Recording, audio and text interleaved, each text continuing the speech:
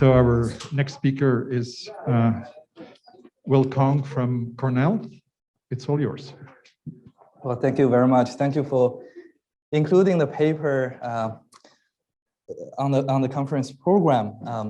I hope to share an updated draft very soon because we just updated the data with the last 2 years DeFi staking and all that up until February this year. So we're just going through that clearance. So this is joint work with Zhiheng He, who's a student at Tsinghua University, and Ke Tang, who's a faculty member at Tsinghua University as well. And what we look at is really the equilibrium model for staking and the asset pricing implications of that.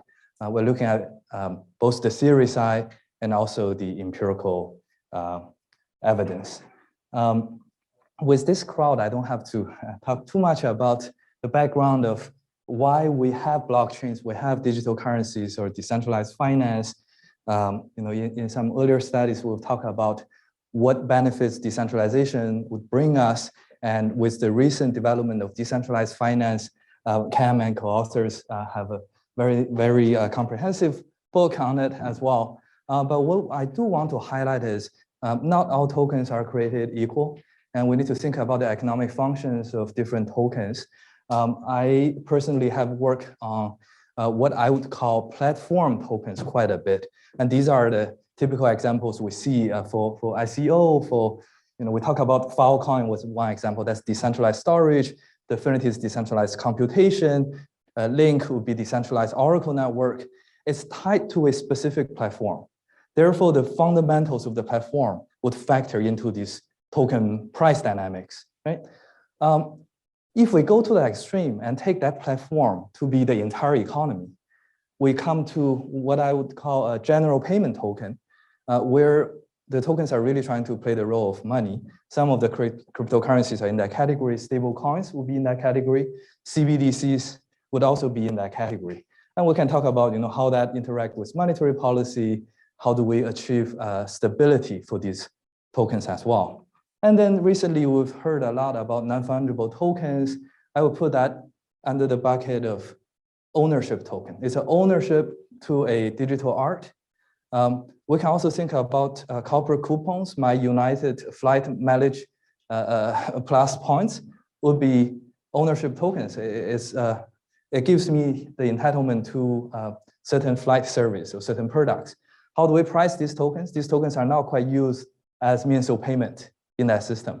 We would price them the same way as we price collectibles or other products. And finally, there are tokenization of traditional security contracts. That's cash flow based. And we know, at least we've been teaching students in classroom on how to do discounted cash flow for that, right? So the points 3 and 4, I don't have much to say, but what this paper is going to be about is primarily platform tokens, and to the extent that some of the insights are applicable to general payment token as well. But I do want to point out in a recent study that my co-authors and I have been working on, we can build a 5-factor model, and the focus is not about a factor model. The focus is on there is strong segmentation across these different categories. So these are really different tokens, and when we think about them, we should take that into consideration. So within platform tokens, what do we know? We already know they are hybrids of both money and investable assets, in the sense that if I hold a Filecoin, or if Google had introduced Google Coin in the early days, and I'm just contributing my data through my emails and all that with Google Coin, and to the extent that Google platform is going to be very prosperous, it's going to grow big time, I do share some surplus from that future prosperity of the ecosystem. So in that sense, it's also a good investment. We know it could help with bootstrapping the platform. We know some sources of fundamental value for this type of tokens that's related to the fundamentals of the platform, that's related to the monetary policy within that ecosystem or on that platform. We also know some sources of volatility, technology, uncertainty, and also behavioral elements definitely come in, endogenous adoption, so on and so forth. So what this paper is trying to come in is, we want to see the asset pricing implications of staking. And here I'm talking about staking in very general terms. It includes both layer 1 POS type of staking, as well as the recent DeFi staking that we've seen. So the staking rewards will come from both newly minted tokens, new emissions, as well as someone within the ecosystem could donate some tokens and say, oh, I just want to start a staking program and I'm going to give my tokens as well. So that would apply as well. In that space, the most related paper would be this recent study by Fahad, Koz, and Thomas. They look at long-term user, short horizon users, how the staking in equilibrium will create a wealth transfer, right, and redistribution. And if we talk about staking under POS system, there are earlier studies talking about the inequality of distribution and so on and so forth. So it's related to that literature, but we do want to add both theoretical and empirical discussions to that space. And importantly, I'm going to point out a very important metric that's called staking ratio that hasn't been heavily emphasized. If you talk to practitioners, they tend to talk about total value locked, which is somewhat related, but not exactly the same, okay? And just technical wise, the theory part would involve an application of mean field game with control that's being applied outside DSGE or macro literature. So that would be new as well. So some institutional backgrounds, I've already talked about how for layer 1 proof of stake would be relevant here. Why is that important? While we're gradually shifting, or potentially shifting from POW to POS, given the energy issues. In earlier studies, with Justin, we was shown how the rise of mining pool also exacerbated the energy detriments from POW type of work. Based on coin market cap, the total market cap for layer 1 type of staking has exceeded $300 billion. If we look at the recent DeFi projects, these are typically layer 2 type of innovations built on Ethereum, for example. I checked yesterday from CoinMarketCap, it's over $137 billion in market cap at the moment. From the data we observe, we see over 60 stakeable DeFi assets, a large number of master nodes.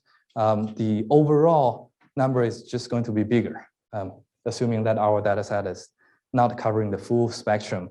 And we've seen quite a number of examples of DeFi staking in liquidity pools, in insurance pools, so on and so forth. Okay, and how is the reward determined? In general, the amount of reward is set. And if more people are staking, the reward rate will be lower. That's a general setup. In some cases, the yield is set, but the total amount of reward is also capped at a certain level. Those are common type of setup we have. Because it's staking, there is a risk of the stakes being slashed. If it's a consensus formation, if a consensus is not formed, maybe you don't fully recover your stake, or there's some, if it's an insurance pool, if there's a payout, your stake is also slashed. Okay, and in terms of informational environment, these staking programs, whether it's layer 1 or layer 2, are typically pre-announced, so you kind of know how it's going to run. Of course, if the staking is generating some rewards from fees, that could be uncertain. So we're going to look at both predetermined kind of new emission block reward type of staking reward, as well as fees that stakers can potentially get. But safe to say, the information is quite transparent. There are also third-party aggregators of staking. For example, stakingrewards.com, that's where we get data, or earncryptointerest.com that would have this type of information related to staking. And one thing that kind of motivated us to think about this problem is, if we really view cryptocurrencies or tokens as currencies, it's very natural to think about currencies, fiat currencies, they are, they earn interest rate in their respective countries. And of course, we've been talking about uncovered or covered interest rate parity and carry trades across currencies. And here, it's very natural to ask a similar question. If a token is giving me a higher yield, does that mean it's going to have less price appreciation if we believe in uncovered interest rate parity? And as I'll show you, it's actually violated.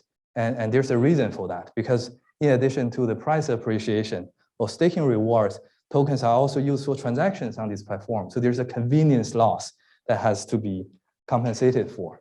So that's the general background. And now let me describe the model setup. So this is pretty much building on the earlier framework from the tokenomics paper that I have with Ye and Ning Wang. So essentially, we're going to assume there's one platform who has a productivity process that follows a geometric Brownian motion.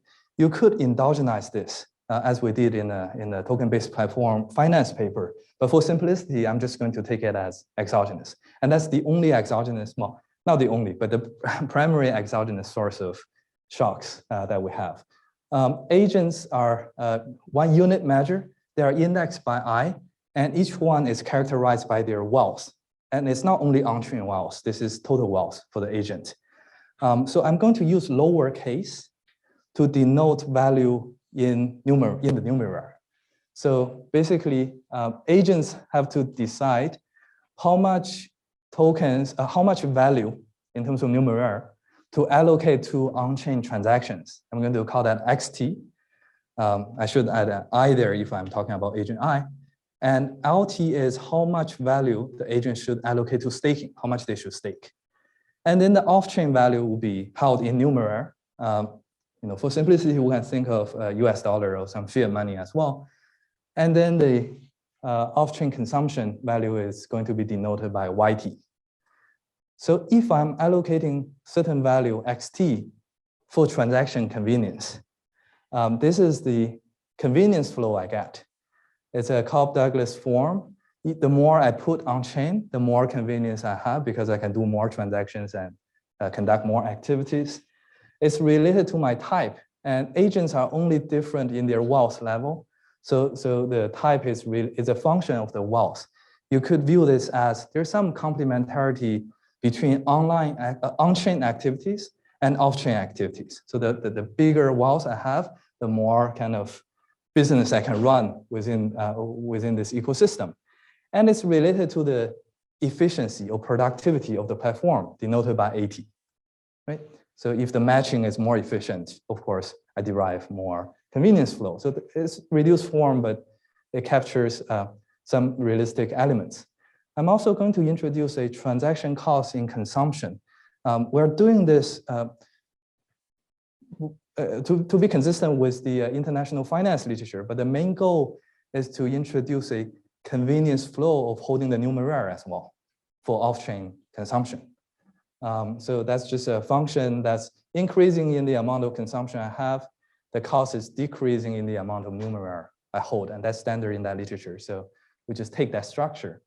Now, in the aggregate reward process is the following. There is a component using E for emission. This is not expectation. The amount of emission is going to be dependent on the number of tokens, total number of tokens outstanding QT, and also the productivity of the platform AT. And there's also a fee component that could be a random variable due to some random shocks. But for simplicity, you can treat this predictable element of that reward process, basically the general steady inflation of the platform to be iota times the total number of tokens, and a random variable tau t that's going to multiply the total number of tokens to mark the amount of fees that are collected. There are nuances that we can talk about whether the fees are denoted in the native token or in the numeraire, but this part is not super crucial. What is important is that there is an element of emission that we're going to account for when we think about token price, right? More tokens are being introduced into the system. So that's going to depress price. The reward rate or yield is simply the total number of tokens. By the way, I'm using capital letter to denote the number of tokens, lowercase to denote the value in numeraire, right? So the total number of tokens given out as reward divided by the total number of tokens staked at any instant will be my yield, will be my reward rate. So naturally, fixing RT, if more people are staking, my yield rate is lower, right? But lowercase RT is going to be an equilibrium number. In reduced form, I'm just going to assume there's a constant cost rate for the risk of slashing that I have to bear.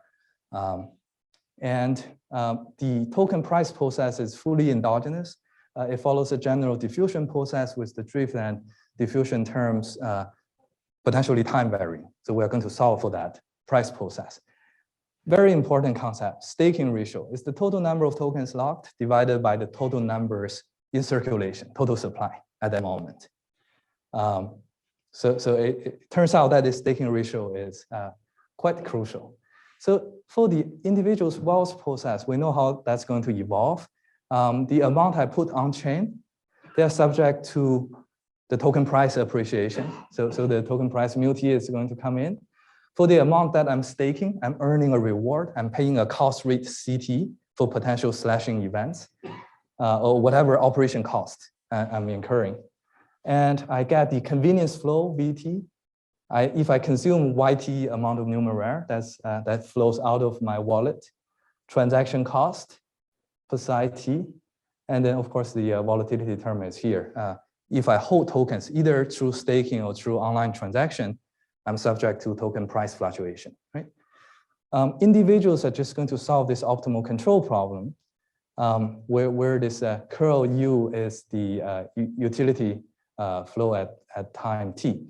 So we can write this problem, we can write down the HJB equation and solve this dynamic programming problem, right? That's the typical HJB equation that we put down. Somehow this is, okay. And so I don't have to say too much about this part. I don't want to bore you with the detailed math. This is new. We have to keep track of the wealth distribution of the entire population. So there is a distribution as a state variable of the system. And it turns out that this problem has been solved before when we think about diffusion, right? Each single particle is following some Brownian motion. But if you're solving a diffusion problem, we can keep track of the density function, how that evolves over time. It basically follows a forward Kolmogorov differential equation, also known as a Fokker-Planck equation. So we just put that in. And what we want to solve eventually is we're going to solve each individual's optimal control problem. They decide how much to stake. But in aggregate, that's going to generate a staking ratio, which determines the equilibrium staking reward rate. That equilibrium reward rate has to solve this fixed point problem because individuals are taking it as given, right? So the mean field game equilibrium will be individual controls and the law of motion for the states, so that individuals solve their own optimization, token market clear, and a system is going to satisfy this forward evolution for the density of wealth and also the HJB equation of the individuals, and the reward rate solves this fixed point problem. Okay, so that's what we're going to look at. Importantly, in this process, we're going to solve this differential equation of price for the tokens. It follows a partial differential equation. I'm happy to expand more to discuss how this differs from Black-Scholes formula, for example. First term is emission, that's new. That isn't in the Black-Scholes formula. Here we don't have risk-free rate because AP, the fundamental productivity, is not a traded asset, right? So instead of having the risk-free rate, we have this so on and so forth. But that's a differential equation that's not very easy to solve. But if we do a transformation of the variable, we can actually separate QT from 80 in this process. And that reduces it to an ordinary differential equation in the productivity 80. And if you look at this formula, what is this capital V? It's essentially PT times QT. That's the total value of tokens, the market cap, right? And I think there are intuitive ways to think about it. We have to put some boundary conditions to solve the problem. So basically, when the productivity of the platform goes to 0, we require the total value of total market cap to go to 0. When the productivity goes to infinity, we require the total value to be equal to the total wealth in the system. Everyone is on chain because it's so productive. So those are the boundary conditions we put. And here are a few results we can derive. The first one is mechanical. If people stake more, the staking ratio theta, capital theta is higher, the reward rate is going to be lower, right? That's just mechanical. But what is interesting is that if we look at the staking reward ratio, that's not the reward rate. It's the total number of reward divided by total number of tokens in the system. We're going to use rho to denote that. So a higher reward ratio is going to lead to a higher staking ratio. So that's one result we can test empirically. Higher staking, the third, higher staking ratio turns out to predict price appreciation. Basically, the higher capital theta, the higher mu, the price drift. And what's the intuition there? Well, higher staking ratio means people are locking their tokens, at least for that instant, into the staking program or staking consensus formation. So they are not being circulated in the system. Fixing the amount of productivity of the platform, fixing the velocity of these tokens, a smaller number of tokens have to clear the same amount of business transaction in terms of numeraire, and that's going to push up price, right? If all US dollars are saved in the bank, US dollar has to appreciate to clear the same amount of off-chain or real transactions in the economy.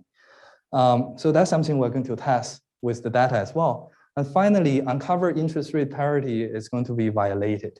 So basically, what does the UIP say? Well, the relative price appreciation, right, relative to the numeraire or a domestic currency, plus the interest rate difference that the two currencies, domestic home currency and foreign currency, is going to have, in general should be a constant or should be 0. Basically, if UIP holds, if I'm earning a higher interest from staking, a reward from staking, I should be expecting a lower token price appreciation.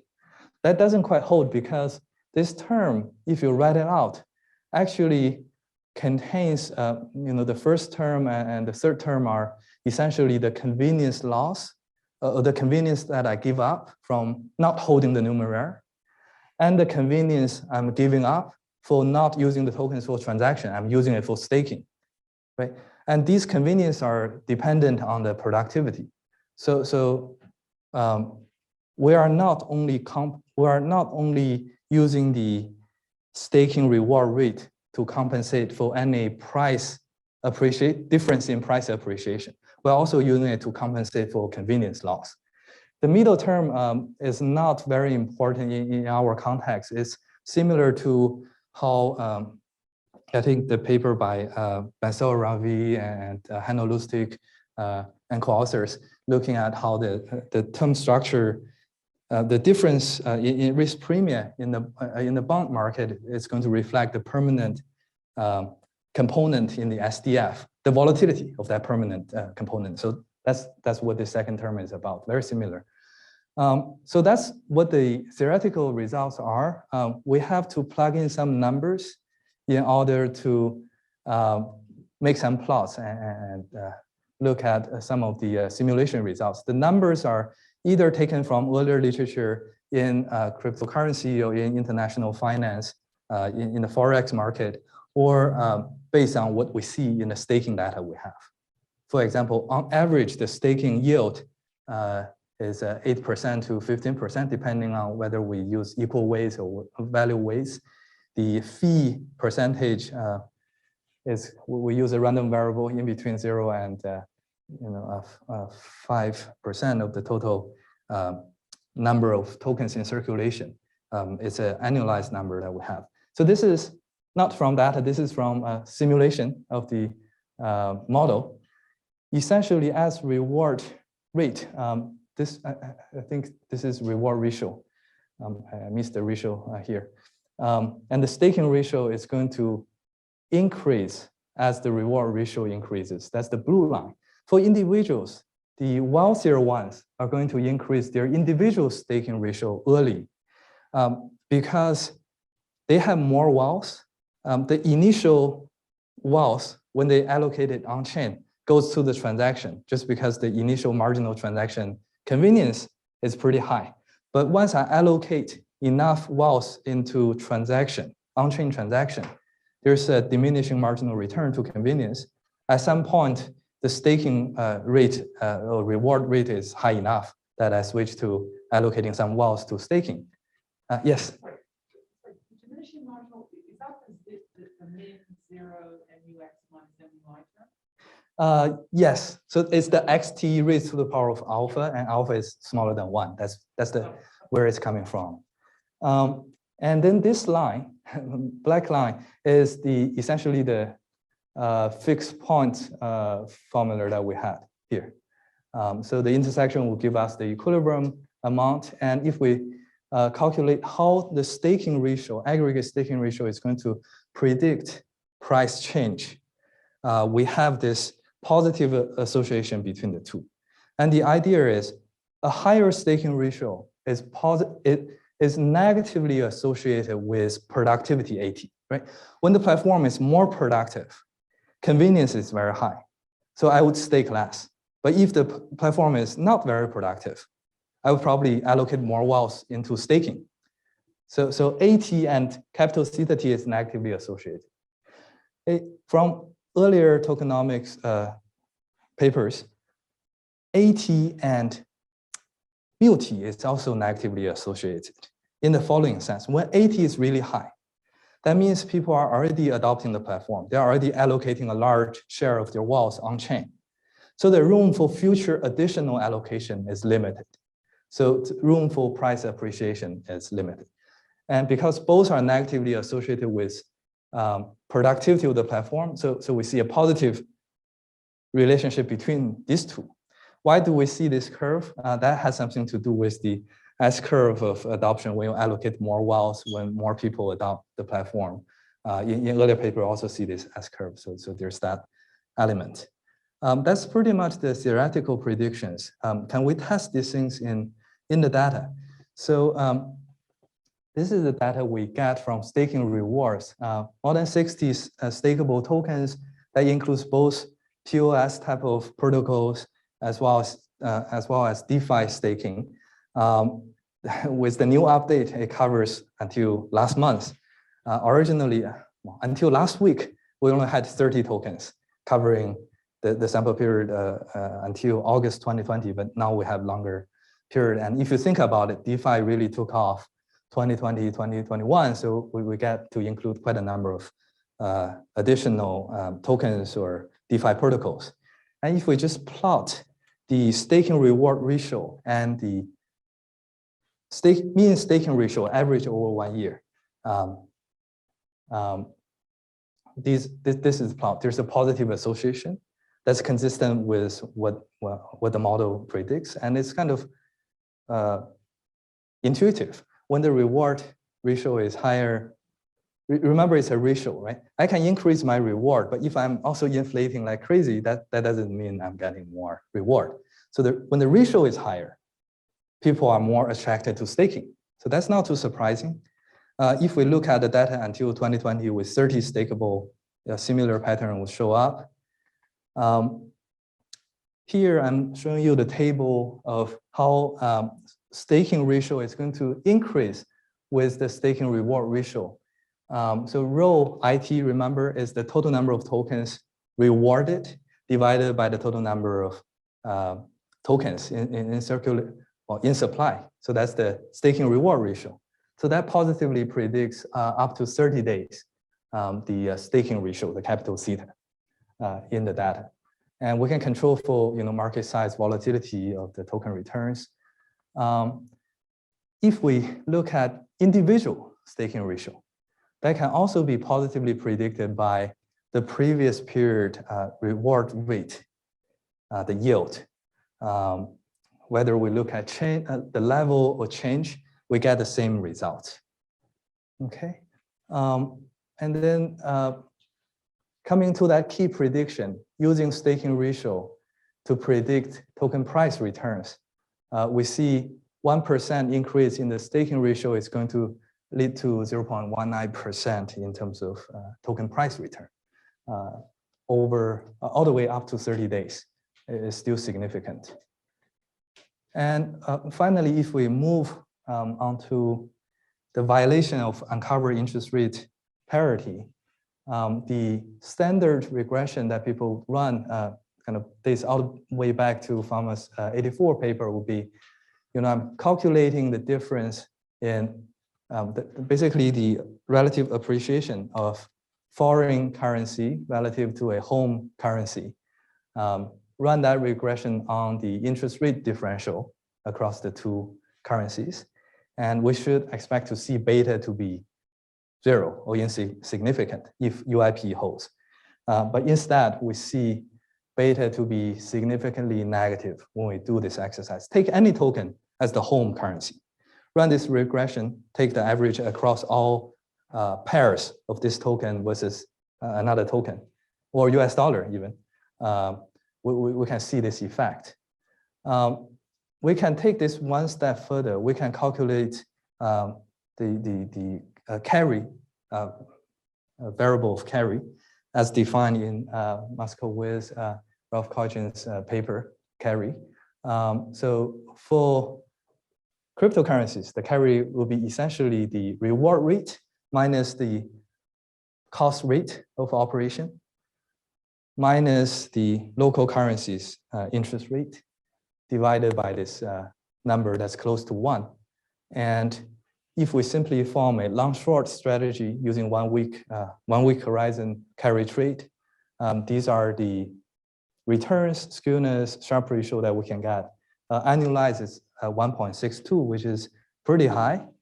But of course, had you bought the crypto market, Sharpe ratio is even higher during this period of time, right? So that's not, but remember here, we're doing long-short strategy, so we're not having a big aggregate exposure to this sector.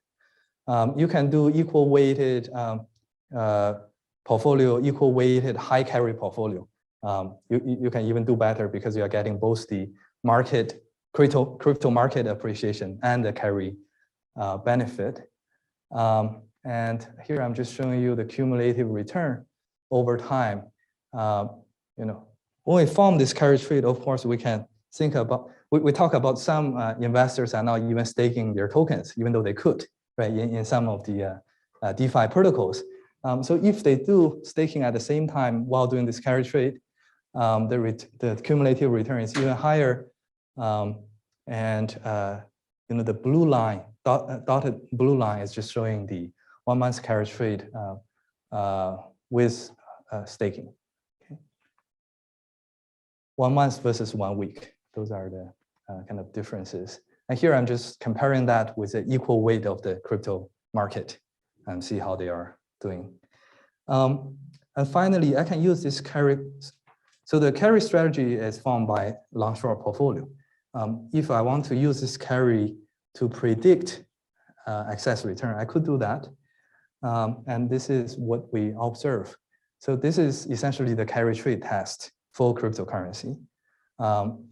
And we see carry positively predict excess return. What is interesting is that depending on whether we're putting in the crypto fixed effect or time fixed effect, we're essentially looking at cross-sectional carry strategy performance versus time series carry strategy performance. Both are positive, but the time series one is quite a bit weaker in terms of how carry is going to predict returns. I think I'm doing pretty good on time. So a few things that I didn't get to report, and I think we should work more on is, I haven't talked about where the fees are coming from, right? That part is kind of reduced form. If the fees are coming from all the users, and this is very much tied to how many platforms trying to transit from a subsidy-based staking program to fee-sustainable subsidy program. The implication of that could be we are adding a cash flow function to what used to be a token platform, a platform token, right? In the sense that just imagine all the tokens are staked. They are no longer used for transaction. So it stops being a platform token for transaction. But if they are earning these fees, that's a security token. So we could potentially see this type of transformation. The aggregate amount of numerical value staked is related to the security level of the system. That's something we haven't quite explored. And because we're keeping track this whole wealth distribution, you can potentially talk about inequality. And here the inequality is not only about on-chain inequality. If we fully believe the model, we look at how much is staked and how much is used on-chain. You can back out, of course, making some assumptions on the reservation and all that, back out the total wealth distribution. And that's typically something we don't observe in the data. But if we want to make that discussion, we trust the model, we can add some discussion on that front. So overall, this is related to both blockchain base layer kind of consensus generation, DeFi innovation. And the key takeaway is really, if you're only thinking about investing in this space, the staking ratio is very important concept. It's different from total value locked. Total value locked includes both the native token and other tokens, right? In Uniswap, there are multiple tokens locked. So TVL is more like a AUM for funds. But here we're talking about the native token staking ratio is going to have an impact or have a predictability for token price. And there's violation of UIP, and that could lead to profitable carry trade strategies. And I think, overall, this is, as many of the earlier presentations have shown, there are many open and very interesting questions in this space. And a lot of that can be tied to what we know from the mainstream finance literature, such as international finance or market microstructure. So that's definitely a very exciting field to work in. So with that, I'll stop here and take some questions from the audience. Yeah, thank you. Thank you, Will.